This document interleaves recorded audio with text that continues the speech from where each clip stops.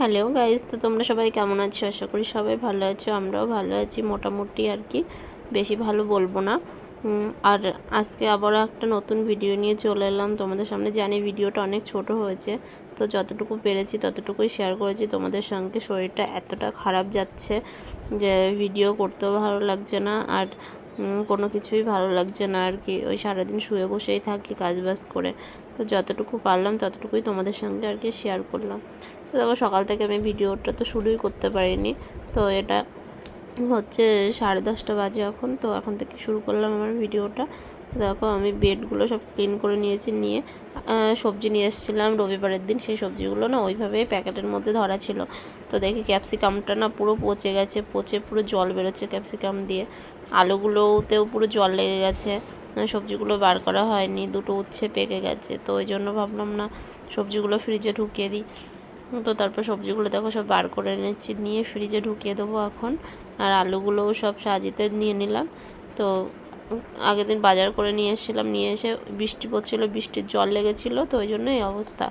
তো তারপর দেখো, কালকে তো দেখলেই বাবু পাউডার পুরো সারা ঘর ছড়িয়েছিল। তো সেই পাউডারগুলো যতটা পেরেছি ওপর দিয়ে ক্লিন করেছিলাম, আর মেশিন টেশিনে সরাইনি, মেশিনের পাশ দিয়ে সব ছিল ওইভাবেই।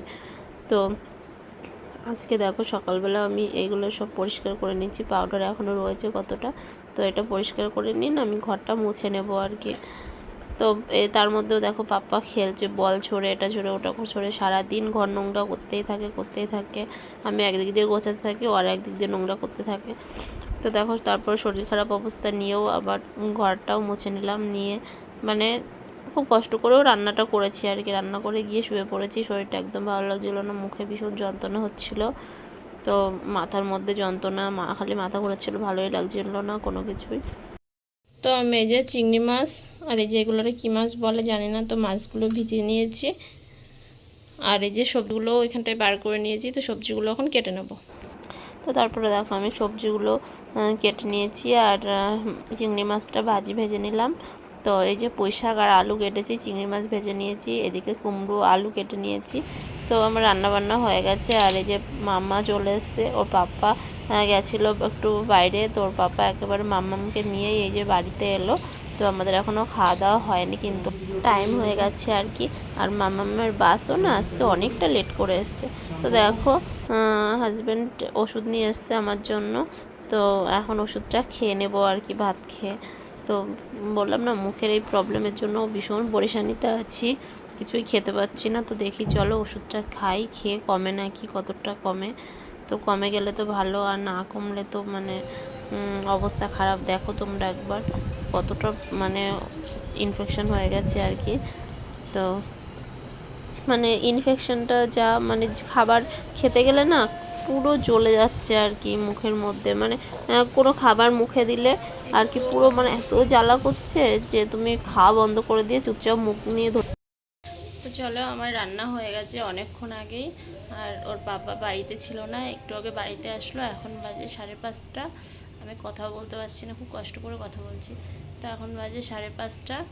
আর মামামকে একেবারে স্কুল থেকে মানে নিয়ে তারপরে আসলো। তো এখন আমরা খেতে বসবো। অনেকটাই লেট হয়ে গেছে খেতে। সকালবেলাও সেরকম কিছুই খাওয়া হয়নি, খালি চা বিস্কিট খেয়েছিলাম। তো চলো কী কী রান্না করেছি তোমাদেরকে একবার দেখিয়ে দিই। তো তারপর খাওয়া দাওয়া করবো। আর দেখো পুরো এই সাইডটা পুরো, এইখানটায় পুরো ফুলে গেছে, কথা বলা যাচ্ছে না। তো চলো একবার দেখিয়ে দিই। আর পাপা ঘুমিয়ে গেছিলো, উঠে দেখো ঘুমিয়ে গেছিলো। ওর পাপার আওয়াজ পেয়েছে, উঠে গেছে। আসো আসো পাপ্পা, পাপা এসছে। এই যে পাপ্পা ওয়াশরুমে। তো চলো দেখিয়ে দিই কি রান্না করেছি। তো এই যে এখানটাই রান্না করেছি পুঁই শাক দিয়ে, আলু দিয়ে, আর চিংড়ি মাছ দিয়ে করেছি। আর এখানটায় ছোট কি মাছ এনেছিল সেটা দিয়ে, কুমড়ো দিয়ে, আলু দিয়ে করেছি। কিন্তু মাছগুলো না ভেঙে গেছে, ভাজতে গিয়েই ভেঙে গেছে মাছগুলো। এরকম উনুনে দিলেই ভেঙে যাচ্ছে। তো চলো খাওয়া দাওয়া করে নিই। তারপরে কথা বলবো। জানি না খেতে পারবো কিনা, কদিন ধরে খেতেই পাচ্ছি না মুখের জন্য। আর এই যে আমার পাপা উঠে চলে আসে, এটা হাই করলে। তো দেখো বন্ধুরা, আমি শুয়ে আছি বলে আমার মাম্মাকে বললাম, মাম্মা তাহলে তুমি আমাকে একটু বিরিয়ানি দাও তো দেখি টেস্টটি কেমন লাগে। বাবা বলছিল একটু টেস্ট না, তো মাম্মাম দিয়েছে। তো তাই শুনে পাপ্পা আবার হাতে করে বিরিয়ানি নিয়ে এসে আমাকে আবার এইটুখানি নিয়ে এসে খাইয়ে দিয়ে গেল, দিয়ে আবার ও খেতে গেছে।